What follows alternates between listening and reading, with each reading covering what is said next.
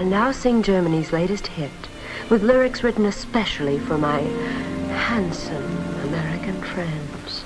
Light for me a cigarette in that small cafe where we met.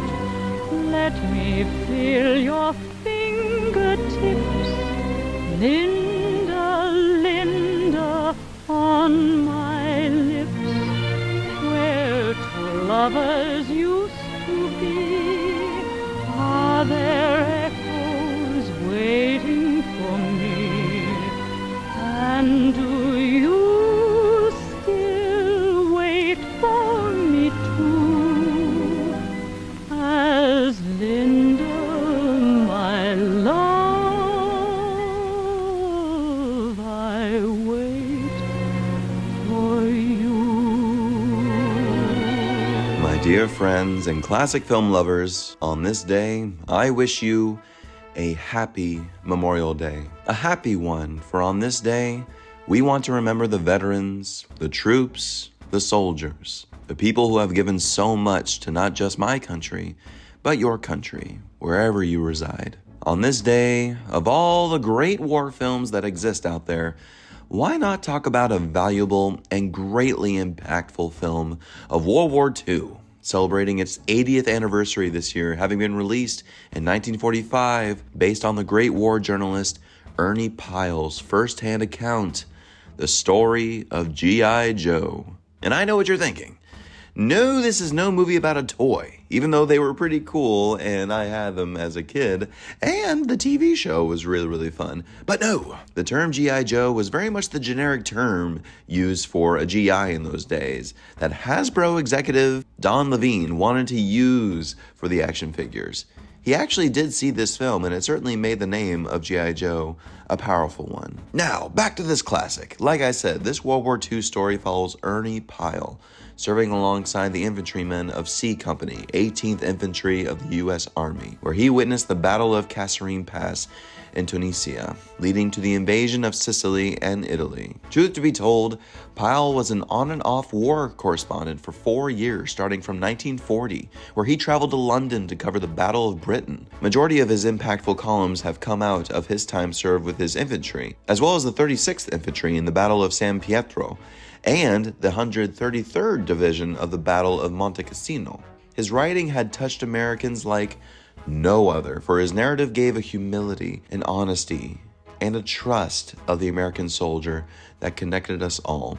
Very much the everyman of war correspondency. He was a man of the underdogs, that was for certain. Ernie Pyle earned the Pulitzer Prize for Journalism in 1944, which prompted independent film producer Lester Cowan to make a movie about the Chronicle even more. The backstory on Ernie Pyle, I feel, is very important to really understand the value of why this film had to be made.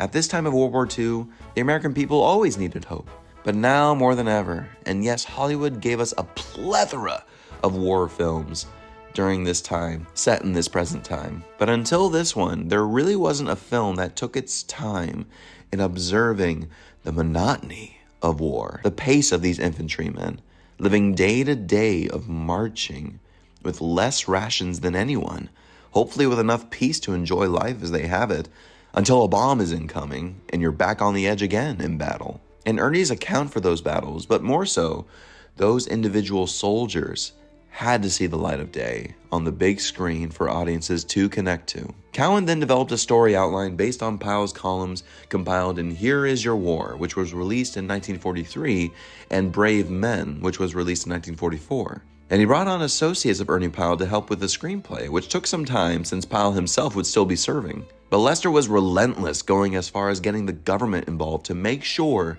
this was going to be made. So they needed a director to guide this picture, and Cowan's first thought was John Huston, the brilliant John Huston, Walter Huston's son, who had only made 2 pictures at this point, but was serving in the army as well and had made 2 great documentaries of the war, including the Battle of San Pietro. But John couldn't get discharged, so next in line was Wild Bill Wellman. Oh, William Wellman, one of the true tyrannical greats with a heart. Like John Ford, Raoul Walsh, Wellman had a bark, but he also had a brilliant eye for storytelling. And Wellman refused the job since he apparently didn't like infantrymen, since he was an airman during World War I. And of course, it's one of those rivalry things. I'm an airman, you're an infantryman.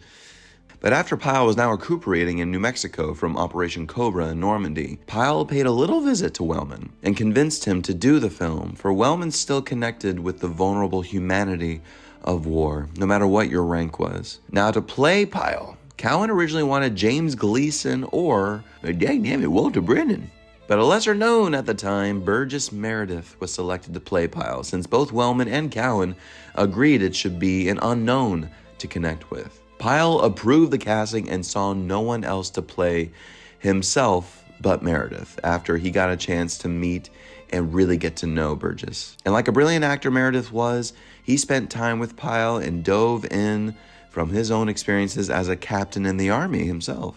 Thankfully, the Army was able to discharge Meredith so he could take on the role, but the most memorable performance in this whole film is that of the amazingly cool and rugged Robert Mitchum as Lieutenant Captain Walker, leading the troops through it all, but having moments to really connect with his troops, like the Christmas scene where the troops have no hot food on Christmas Day, and they have to resort to cold rations. So Mitchum makes it a point, or rather, a gunpoint, to get his men some hot turkey for Christmas, at least.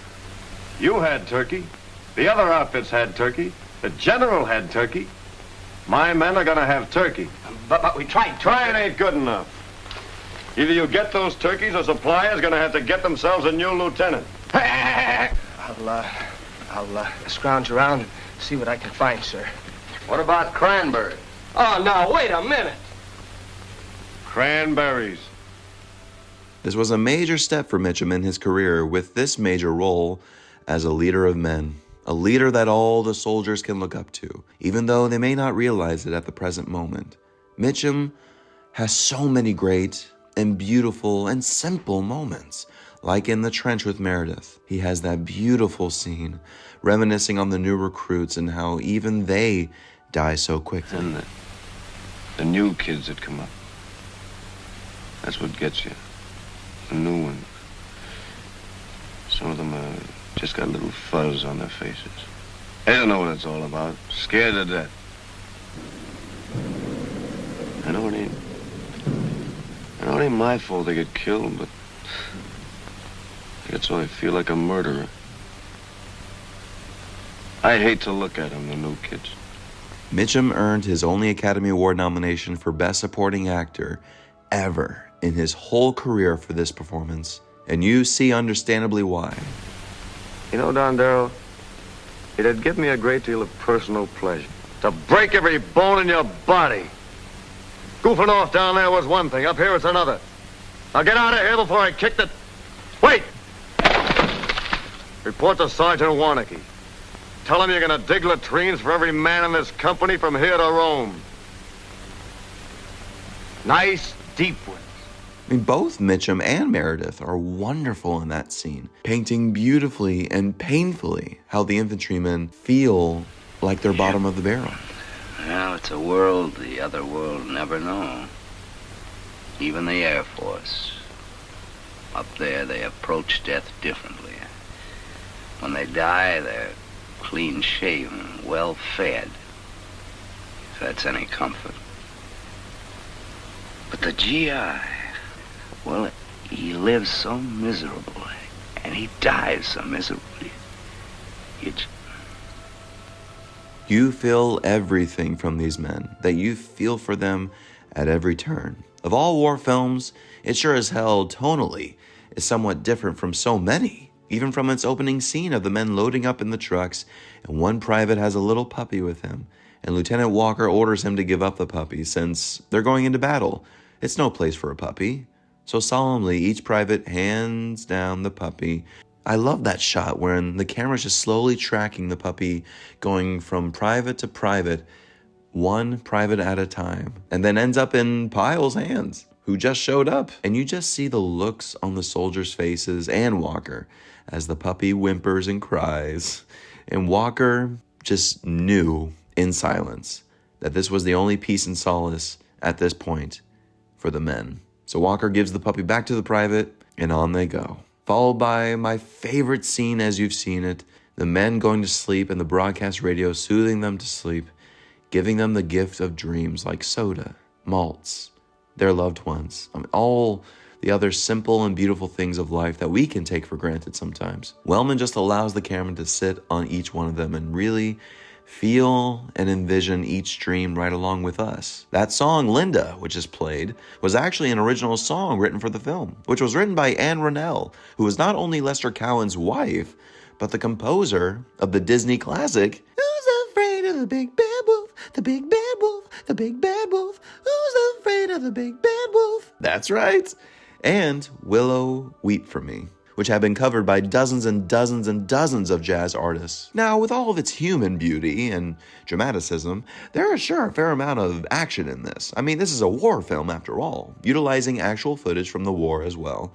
But it's those human moments that make it stand out beyond any other war film that had came out before it. Like the last scene, which I won't talk about too much, I can't spoil it if you haven't seen it, but it literally reenacts Ernie Pyle's actual columns as he tells it, of the men coming to face the death of their men, and how in the face of it, you have to move on. War is absolute hell, and that's why the film made an impact as it did, at the right time of its release on June 18th, 1945, 2 months to the day after Ernie Pyle was killed by a machine gunner in the Battle of Okinawa. It was majorly praised for its heart and resulted in only 4 Oscar nominations for Best Supporting Actor, of course, Best Score by Anne and Louis Applebaum, Best Song for Linda, and Best Screenplay.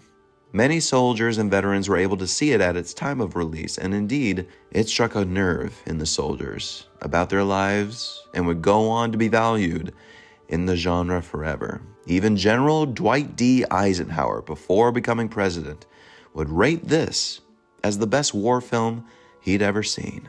So with that, friends, I give Ernie Pyle's Story of G.I. Joe an A-. Yes, it's one of those things where I wanted more out of the characters. Like, I want more of Captain Walker. I want more of these soldiers. I mean, that's no criticism by any means. I mean, this is a film, not a miniseries. We still get so much authenticity from the infantry in each scene, and it certainly helps that 150 actual soldiers were used as extras for this film and had improvised the dialogue a lot. Who says a soldier can't act? Anyway, my friends, the Story of G.I. Joe.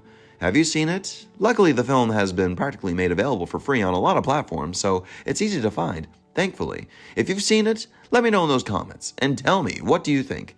Like, subscribe, and share with all your friends, and stay tuned for more reviews and top 10s to come your way. Thank you all for watching, and thank you all who have served, and thank you to your ancestors who have given their life to the military service. But I'll let the great Ernie Pyle give us our last closing words. Something to really think upon.